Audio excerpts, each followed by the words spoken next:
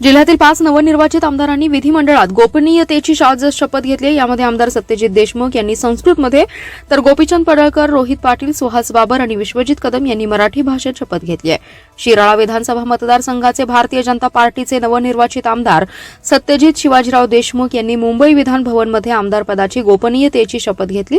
सत्यजित देशमुख यांनी संस्कृतमधून शपथ घेतली। शपथ घेत असताना सुरुवातीस स्वर्गीय शिवाजीराव देशमुख यांच्या स्मृतीस अभिवादन केलं।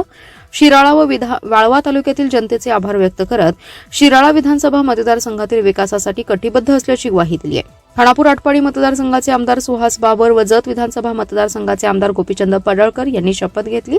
आमदार गोपीचंद पडळकर यांनी बिरोबाला साक्ष ठेवून आपला शपथविधी पूर्ण केला, तर सुहास बाबर यांनी वडील स्वर्गीय आमदार अनिल भाऊ बाबर आणि आई शोभा काकी बाबर यांचे स्वप्न करून शपथविधी केलाय। तासगाव कवठेमंकाळचे राष्ट्रवादी शरदचंद्र पवार गटाचे आमदार रोहित पाटील यांनीही आपल्या आमदारकीची शपथ घेतली। नव महाराष्ट्राकडे आशेने पाहणाऱ्या सर्वसामान्य जनतेला साक्षी मानून त्यांनी आपल्या आमदारकीची शपथ घेतली आहे।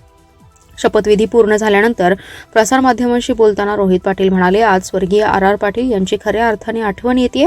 येत्या कालावधीत मतदारसंघातील विविध प्रश्नांवर काम करू, लोकांना दिलेली आश्वासने पूर्ण करण्याचा प्रयत्न करू। मतदारसंघातील प्रलंबित प्रश्न निपटून सामान्य जनतेने माझ्यावर ठेवलेला विश्वास सार्थ ठरवू।